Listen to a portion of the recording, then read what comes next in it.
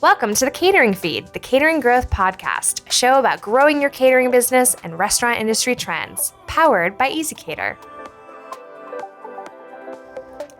Hi, Catering Feed listeners. This is Genevieve Babineau, your host, and I'm delighted to be here in Austin, Texas with James Clark.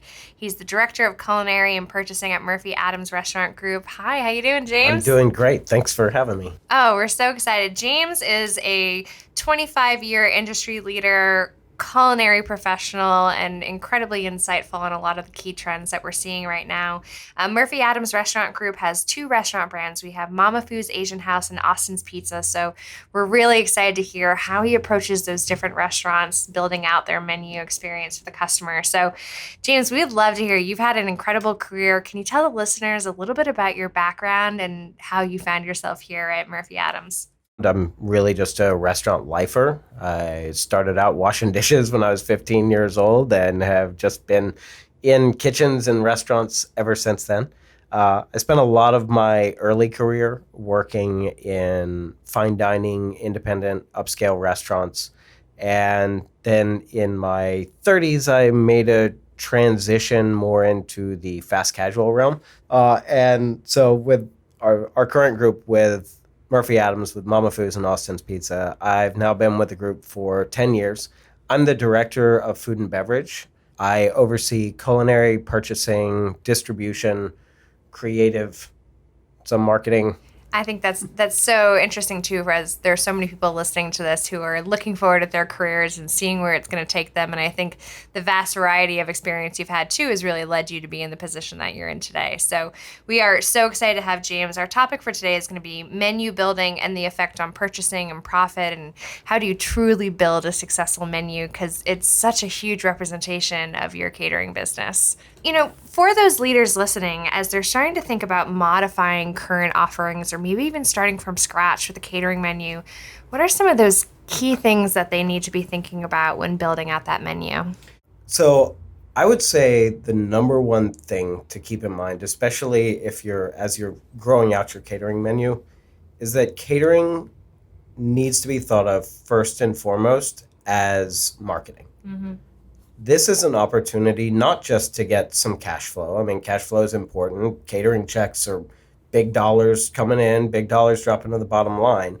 But it's also an incredible opportunity to reach out to people that this may be their first and only experience with your brand. Mm-hmm. So when you're thinking about what your catering menu is going to be, I focus less on what's the most profitable, what are the margins, what's the price point. And I think, what is the best experience for the guest? Keeping in mind that not everything travels the same as well. So if you are a burger and fries kind of restaurant and you're looking to grow out your catering menu, you're either going to need to really do a lot of R&D on making sure that your food is still looking and tasting good when it gets on site, or you're going to need to maybe look at developing some different menu options. And I think it's something that we hear again and again, that this catering menu, you might have to build a relationship with that one decision maker, but you're now suddenly getting your food in a boardroom or a party or an office building with hundreds of other people who it's that one more impression that's going to make them consider, oh, we should consider them for this family event, or maybe I'll go and dine in. But you start to see that halo effect when you really invest in this as a marketing strategy. Absolutely. Whenever we drop off a catering to an office, we always leave behind some of our catering menus, which I think is kind of standard practice, but we also always leave behind one of our takeout and delivery menus as well. Just because you may have someone that really enjoyed that dish and thinks about it next week and is like, oh, you know what, I'm gonna order from Mama Foo's again and get, like, that Mongolian beef was really good. And so that way you're driving future sales on the individual level. What do you think are the really crucial offerings that you need to include in that menu? Or are there certain things that the consumer just undeniably needs to have on a catering menu? So I think in designing a menu for catering, a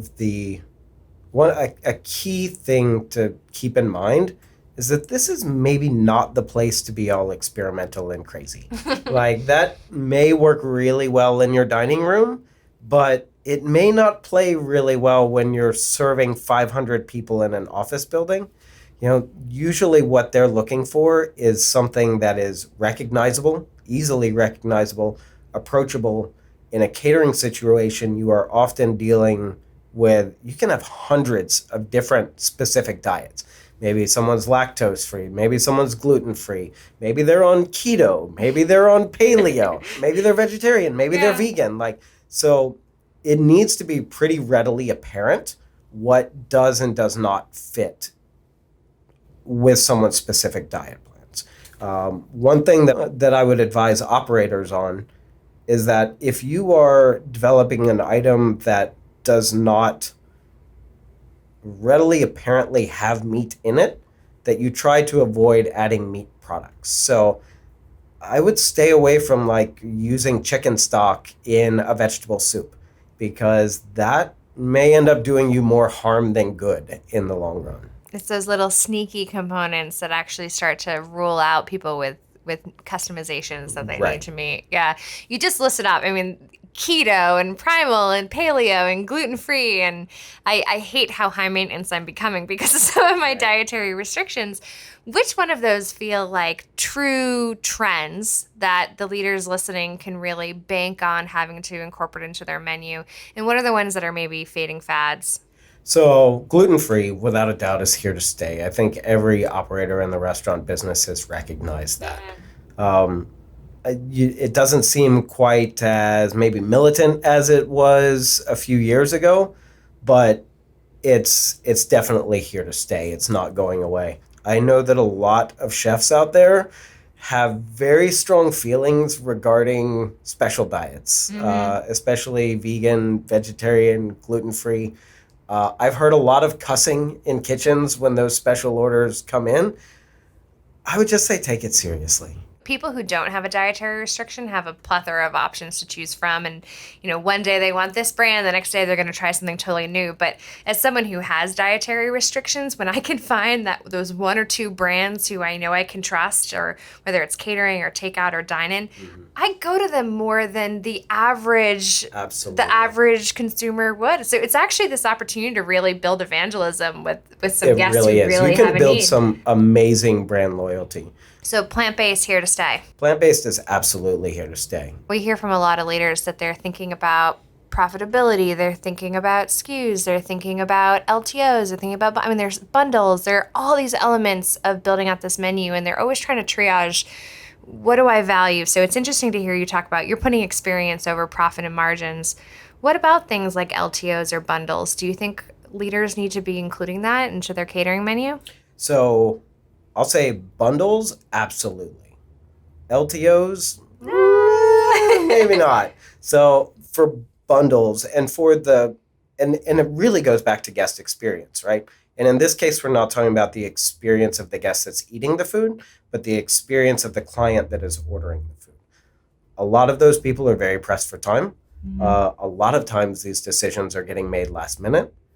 They don't really have the time or inclination to dig through a menu and say, oh, well, maybe they would like this, maybe they would like that. Put some thought into what pairs up well, what will appease the special diets in the room, and put those bundles together for that guest. Last week, actually, with Easy Cater, not trying to give y'all a shameless plug or anything, but we are listed as a last minute caterer on Easy Cater. With a lower lead time. Yeah, with a lower lead time, less than 24 hours. So because of those bundles and the ease of ordering, we picked up a next day $12,000 order. That's bonkers. Right. But also having those bundles and those set menus in place made it really fast and easy to order it. But back to LTOs and catering. I think LTOs are really difficult to do on catering. The timeline for R&D and development of LTOs and catering are not really natural bedfellows. It can be really difficult because you may be booking a catering order out 2-3 months in advance.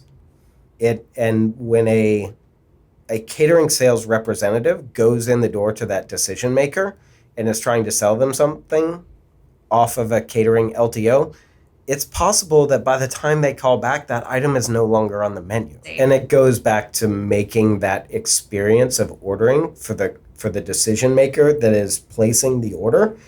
That needs to be the easiest possible experience. I feel like the word experience comes up every single podcast without fail. And you are such an ops-minded restaurant leader. So what are those other operational components that people need to be thinking about? You can't just have your head in the clouds thinking about, well, this is a beautiful menu, or Right. these are great ideas. At the end of the day, it all comes down to execution. So I'll talk about something that is definitely in my wheelhouse, and I've probably spent more time thinking about than a lot of other folks out there, and that is packaging. Yep. Packaging is crucial. It is absolutely crucial to how hot is your food when it gets there. What does the presentation look like? How easy is it for the guest to serve themselves out of it? How easy is it for the guest to open?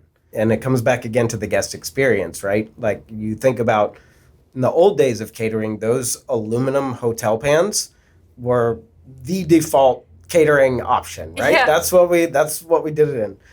Unfortunately, and as anyone that has ever worked in a kitchen can attest to, they tend to leave really fine cuts in your fingertips. And if you are the catering client that is popping open that dish and all of a sudden you've got a frickin' paper cut on your fingertip, like, that's not an awesome experience. That execution is all about creating a great experience for the guests. But of course, any leader has to be thinking about the profitability of their program. And while you were saying that's not the leading factor for you, I know it's something that's really important. One of the factors in designing a menu with profitability in mind, and this is something that I think a lot of people overlook. Like, I think in coming up in restaurants and learning to manage restaurants, we often hear COGS percentage, COGS percentage, COGS percentage. What's your food percentage? You know, is it, you got to be 30% or less? Like, that's like the golden rule. You got to be 30% or less. And I would challenge a lot of people to think about that. I have always been a big proponent that what matters is the actual gross profit on the dish and not the percentage. So a good example is, so let's say I've got a $5 side of fries on the menu, and I've got a 15% food cost on that. Only cost me 75 cents, 15%. That's great. I'm taking $4.25 to the bank. If I'm selling a $20 entree, maybe, you know, a smaller portion of a nice fish or something, and I'm running 25%, I mean, 15% is better than 25%. But if I'm doing 25% on a $20 check, now I'm taking $15 to the bank. Right. Which would you rather have in the bank? How do you use that COGS percentage as like a guiding principle, but again, not keep it from allowing you to make the right decision for your business? Yeah, and I think honestly, a lot of the fine dining background that I came from kind of instructed me in that way, because it's pretty normal in fine dining to have a dish on the menu that may be 40% food costs, you know, which, you know, will give some smaller operators heart attacks to think about that, but that's pretty standard. Sure. But when it's a $50 steak, you know, 60% of that sounds pretty good, you know? The dollars you're walking away with. The dollars you're walking away with at the end of the day are significant. And catering, more than any other segment, that is even more true, because we're not talking about, you know, a PPA. Well, PPA may be the same, but the total check amount, we're not talking about a $50 check. We're talking about a $150, $200, $5,000 check. Right. So really, it's the dollars to the bottom line at the end of the day that really matter. I think that's really interesting. What are the other components for a profitable menu that leaders need to make sure that they're considering? So purchasing is pretty important. I would say one thing that a lot of operators don't put nearly enough thought in is negotiating their distributor agreements. I can't disclose like what my percentage is on my current distribution agreement, but if you don't know what percentage markup you're paying on your current distribution agreement, If you can't readily quote me what that number is, I guarantee you're paying at least a 20% markup. And that needs to be a gut check moment for any leader. 20%. Right. I can't give you specifics of where you should be, but it's definitely not 20%. So as a director for a restaurant group, I'm sure you feel like you have a little more negotiating power, but it sounds like even just that awareness is a really crucial thing. So for an independent operator, if they have a smaller number of units, what are those things that they can be talking to their distributor about to still advocate for themselves? I would say that question alone is one you should be asking your distributor. What percentage markup am I paying? Right. You know exactly what your percentages and your profit margins are. It's really good business to have an understanding of what those margins are for your partners up the supply chain. And when you're looking holistically at your whole business, what does, my various vendors need? How am I reaching my goals? How am I doing the right thing for the customer? I think it was so interesting to hear you, just that awareness of, can I regurgitate this number off the top of my head? That's going to translate to a lot of the other contracts and relationships that you have across your entire business. Absolutely. Well, we are so grateful that you joined us today. I would love for you to leave our listeners with what are those key takeaways. We covered a lot of topics today. So they're leaving this podcast. What's that call to action? The few things that they should focus in on? So number one, I say ease of ordering experience for the guests. Number two, ease of execution for your kitchen so that you can get consistently the same product delivered. After that, it really, I think, goes back into catering as marketing is really the thing that I feel really strongly about and drive home. I think in terms of marketing and catering, one of the big focuses that I've had with the company lately is really trying to drive community engagement in the city and taking, rather than a restaurant by restaurant traditional LRM marketing approach, is to really take a citywide approach and really try to engage with organizations that we feel are really doing a big part to make our city a better place to live. And it's amazing how catering can be an incredible opportunity to reach out for that. I agree. I think, again, we talk on the podcast all the time, where is this balance between innovation and technology and automation, but at the end of the day, it keeps coming back to human connection experience. And when you can combine those two factors, you can really distinguish your brand. Absolutely. Well, thanks, James. We really appreciate you sharing all your insight on menus. And Catering Feed listeners, we hope you enjoyed this episode today.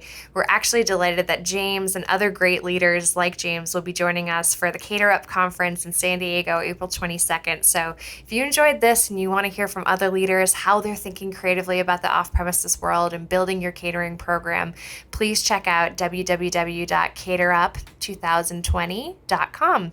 Yeah, it was a lot of fun. Thanks for having me. If you enjoyed hearing our episode today, you are going to love our Catering Growth Conference, Cater Up. Join us in San Diego, April 22nd to 24th to learn from experts and connect with your peers in the catering industry. Go to caterup2020.com to register.